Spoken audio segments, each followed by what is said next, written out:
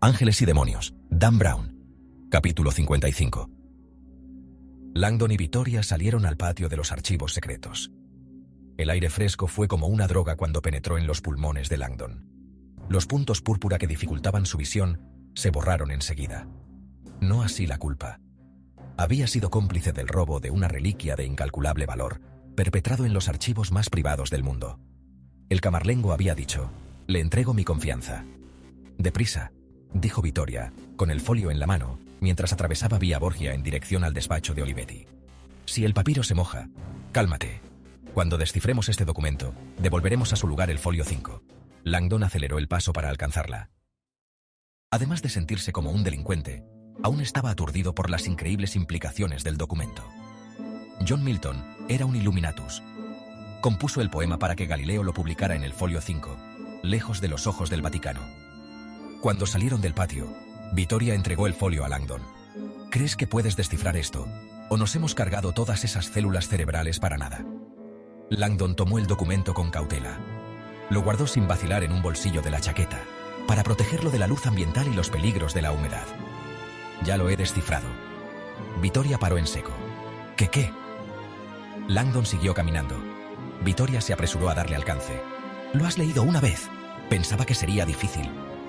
Langdon sabía que ella tenía razón, pero había descifrado el signo en cuanto lo había leído por primera vez. Una estancia perfecta de pentámetro yámbico, y el primer altar de la ciencia se había revelado con prístina transparencia.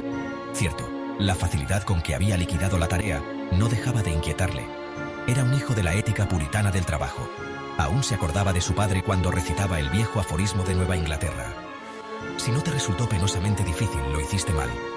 Langdon confiaba en que el dicho fuera falso. «Lo descifré», dijo caminando a un paso más vivo. «Sé dónde ocurrirá el primer asesinato. Hemos de advertir a Olivetti». Vittoria se acercó a él. «¿Cómo pudiste hacerlo? Déjame ver otra vez esa cosa». Le introdujo la mano en el bolsillo con la pericia de un carterista y sacó el folio. «Cuidado», dijo Langdon. «No puedes...» Vittoria no le hizo caso. Flotó a su lado con el folio en la mano, sosteniendo en alto el documento a la luz del atardecer, y examinó los márgenes. Cuando empezó a leer en voz alta, Langdon intentó recuperar el folio, pero se quedó hechizado cuando oyó la voz de Vittoria recitando en voz alta las sílabas, al ritmo de su paso. Por un momento, Langdon se sintió transportado en el tiempo, como si fuera contemporáneo de Galileo, escuchando el poema por primera vez, a sabiendas de que era una prueba, un plano, una pista que desvelaba los 4 altares de la ciencia, los 4 indicadores que trazaban un sendero secreto a través de Roma. El verso surgía de los labios de Vittoria como una canción. Desde la tumba terrenal de San, en el agujero del demonio. Cruzando Roma, esos místicos 4 elementos se revelan. La senda de luz, secreta prueba. Que ángeles guíen tu búsqueda. Vittoria lo leyó 2 veces y guardó silencio, como si dejara que las antiguas palabras resonaran por voluntad propia.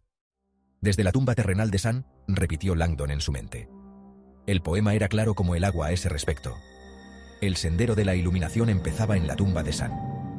Desde allí, cruzando Roma, los indicadores iluminaban el sendero. Desde la tumba terrenal de San, en el agujero del demonio. Cruzando Roma, esos místicos 4 elementos se revelan. Místicos 4 elementos. Muy claro también. Tierra, aire, fuego, agua. Elementos de la ciencia, los 4 indicadores de los Illuminati disfrazados de esculturas religiosas. El primer indicador parece encontrarse en la tumba de San, dijo Vittoria. Langdon sonrió. Ya te dije que no era tan difícil. ¿Y quién es San?, preguntó la joven como entusiasmada de repente. ¿Dónde está su tumba? Langdon rió para sí. Le asombraba que tan poca gente supiera que San era el apócope del apellido de uno de los artistas del Renacimiento más famosos.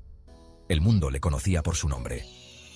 El niño prodigio que a la edad de 25 años ya estaba haciendo encargos para el Papa Julio II, y cuando murió a la temprana edad de 38 años, dejó la mayor colección de frescos que el mundo había visto jamás. Era un gigante del arte mundial, y ser conocido por el nombre significaba un nivel de popularidad solo alcanzado por unos pocos elegidos.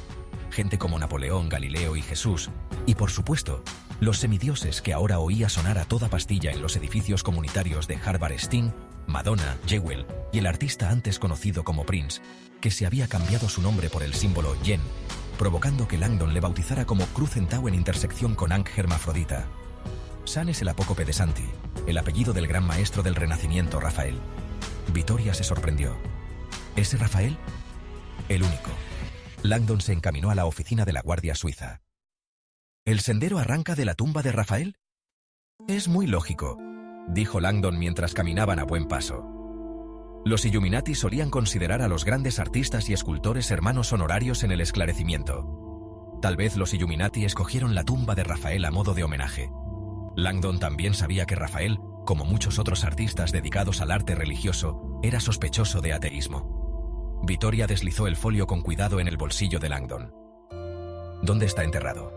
Langdon respiró hondo. Lo creas o no, Rafael está enterrado en el Panteón.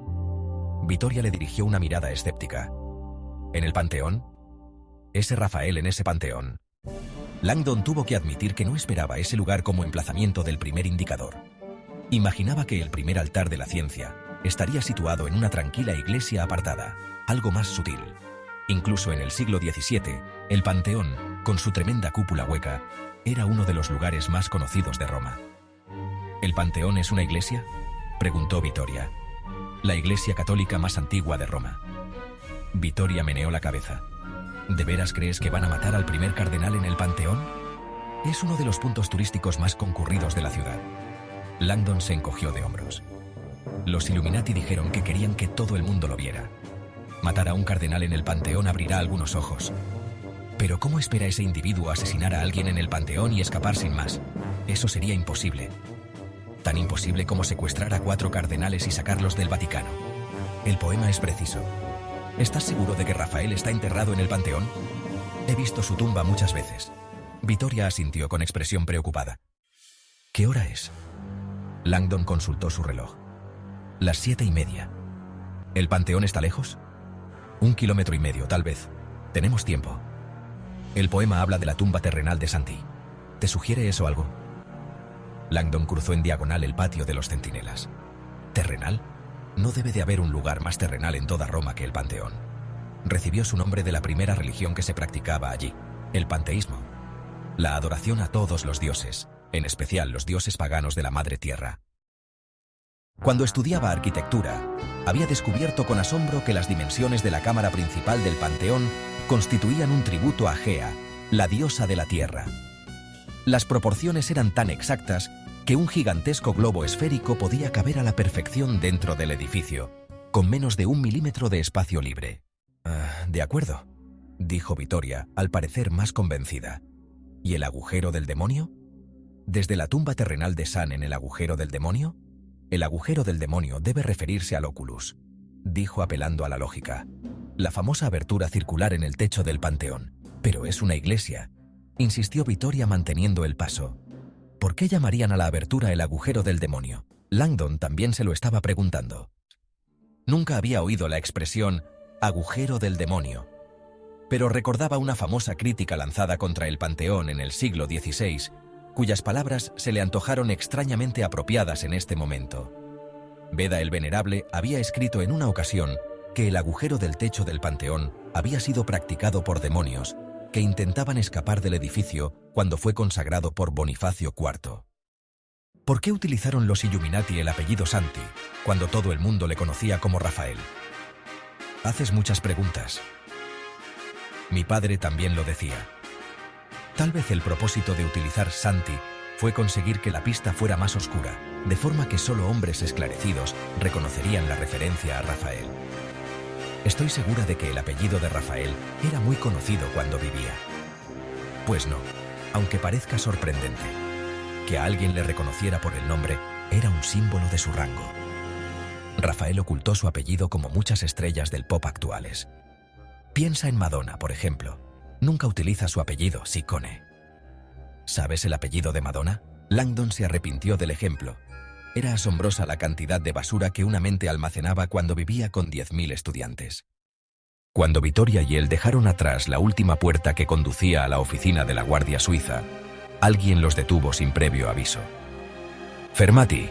Langdon y Vittoria giraron en redondo y se encontraron ante el cañón de un rifle. «Attento, ten cuidado. Non esportarti. Soldato, déjalos pasar». El guardia le miró perplejo. «Ma, signore, è una donna». «Adentro». «Signore, non posso». «Inmediatamente. Tienes órdenes nuevas». El capitán Rocher informará al cuerpo dentro de 2 minutos. Vamos a organizar un registro. El guardia, desconcertado, entró corriendo en el centro de seguridad. Olivetti avanzó hacia Langdon, tenso y echando chispas. ¿Nuestros archivos más secretos? Exijo una explicación. Traemos buenas noticias. Olivetti entornó los ojos. Será mejor que esté en lo cierto.